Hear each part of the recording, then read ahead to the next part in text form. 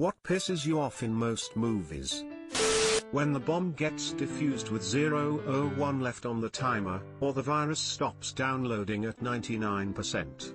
Yeah, 'cause nobody saw that coming. I'd like to see a scene where the bomb explodes and all the heroes and the city die and the villain wins. Just once. Phone sound effects that only exist in the movies. Pretty sure no one's phone makes some gizmo sounds every time you touch it. Computers too. Can you zoom in on that bip bip boop boop beep just as I thought? When they don't wait nearly long enough for the person on the other end of the phone to reply. I get that it would be weird for them to sit there for the full realistic amount of time sometimes, but it really bugs me when they listen to the phone for like 1 second then reply as though the person on the other end just told them a lot of stuff. What's worse is when the person on screen repeats everything that the person they're calling off screen says. Nobody talks like that. Action movies mainly, the main character is able to take multiple bullets, while a random bad goon dies with a punch. But the main villain also takes 1,000,000 bullets, falling from a building, being crushed, and fuck knows what else. Pretty annoying, yeah. Anytime anyone touches a microphone you hear this awful feedback noise. That's not what causes feedback. Tap tap. Fwee. That one, right? Yes, hate it. Mic feedback in a movie is a plot device. It signifies, for example, when somebody is not doing great as a speaker, is hesitant. Often used in a humorous manner. This is really stupid, but I hate in movies when characters are served coffee or water or something and they never drink it. And if they do, it's really obvious that the cup is empty. Leaving a full drink at the bar. Sitting down to eat 3 bites of a full course meal. In the UK, and maybe elsewhere, we have a thing called minesweeping. It's typically done by poor students or troubled alcoholics, but they look for drinks left unfinished and take them.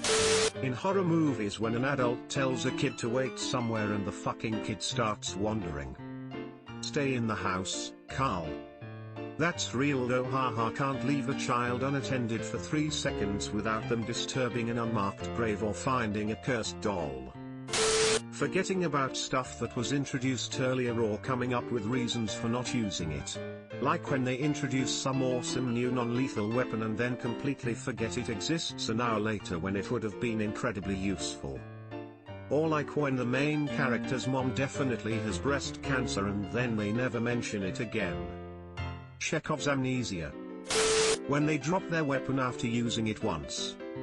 When they murder a guy who clearly has a superior weapon and they just leave it. No, I'm fine with my flintlock. We shall proceed. My $600 gun is empty, I'll just throw it away. Right here in this street would be a good place. American high school kids all look about 25. Who knew everybody at this high school was a professional dancer? Man, Not Another Teen Movie was great. And act 25, most of the time. Cough cough Riverdale, though I suppose that show is far beyond saving at this point. Infinite shifting in race or chase scenes.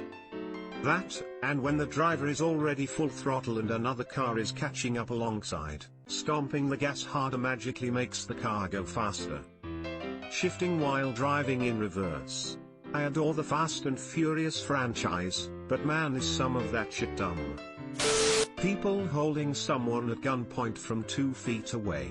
I'm always asking, you know what's great about guns? You don't have to be within reach to use them. Oh. Surprise. They jumped you and we're wrestling now.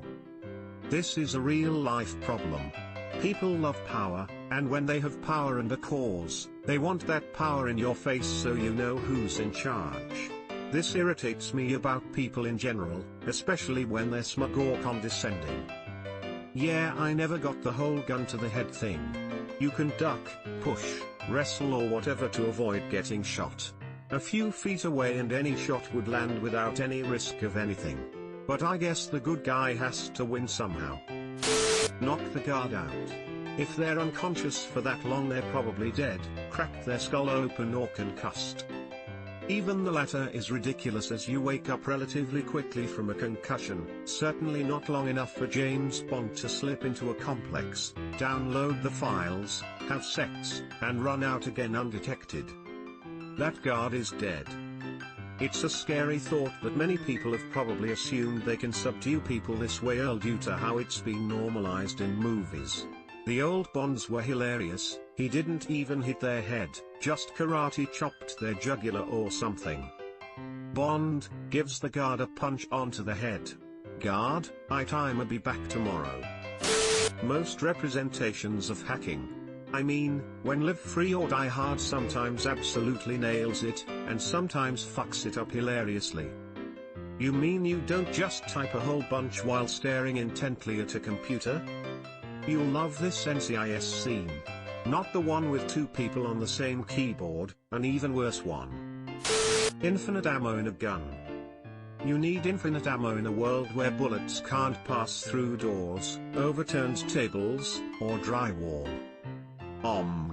Silencers in movies are ridiculously effective. Ridiculous action camera scenes. They are either zoomed in so close you can't tell what's happening, or there are a ton of jump cuts in an effort to make a boring action scene more interesting. For further reference, see Liam Neeson jumping a fence. People living in houses or apartments that they clearly would never be able to afford in real life. While on the show, Monica and Rachel only paid a meek $200 per month for their 1,125 square foot West Village apartment. Coinage estimates the 2017 rent for a similar space would be a whopping $4,500 per month. That's per month, just for rent. We haven't even factored in the cost of utilities or food. There's a house across the street from the apartment they used for the exterior shot that was for sale in 2013. Sold for $6.9 million. It's for sale now at $9.75. So yeah, you can totally live in that neighborhood as a barista or part-time chef. When it is so dark you can't see a goddamn thing. Game of Thrones. Edit, yes, I realize that some of you have 2015 vision. That's great and all, but most people who watched that episode can agree it was too damn dark to see anything. When there's a situation and somebody says I can explain, and the other person says I don't want to hear it, and so the person that can explain just doesn't explain. Like, I understand they said they don't want to hear it, but you're a human being with agency and you can assess the situation and determine that the explanation trumps this person's emotional reaction and just shout, "The person I was having lunch with was my sister," as they're leaving the room. Just because somebody tells you they don't want to hear it doesn't mean you can't yell out a carefully worded explanation that solves all of your problems as they storm off in a huff. I recently heard a quote that ran along the lines of, "If an argument can be solved by reading a post-it note, that's just bad writing." A single missing sentence shouldn't be the crux of a relationship. Yes. So many shitty situations could be avoided by just explaining things. Stalking and lying to achieve someone's love is a-okay in romantic comedies. Exactly. Far too many romantic comedies have stories that are written as if it's supposed to be taken as a compliment that some nice guy won't stop following and pestering a girl into dating them after she's explicitly told him she's not interested several times. While their persistence to get the girl is supposed to be romantic, it would be creepy. 50 Shades. Fight scenes when they cut between shots every half a second and every single shot is super shaky, it's just lazy and so many movies do it. Look at Kingsman or John Wick. The fight scenes are great and memorable because they had great choreography along with great cinematography. Movies do this to hide crappy fight choreography. Daredevil, from Netflix, had some of the best fighting scenes because it did not shoot scenes like this. When the dialogue is really quiet so I have to turn the volume up, then an intense scene starts and it's incredibly loud. There are settings in your TV or sound bar, often called smart sound, compression, leveling or dynamic range, which will make quiet times louder and loud segments quiet, effectively minimizing the volume fluctuations. Women who wear heels while fighting. You will break an ankle. Edit. Wow, didn't expect this many upvotes. Thanks. Corollary, women in action roles who have their long hair down and flying all over the goddamned place. It either blocks your vision or is a handhold for your opponent or both. Secure shit. I always think about the Hollywood AD episode of The X-Files they did where they were supposed to making a Meto X-Files movie and Scully and Mulder were in LA helping out.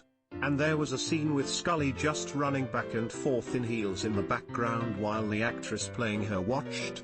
Cracks me up every time. Subscribe for more hot Reddit takes in your inbox, guaranteed.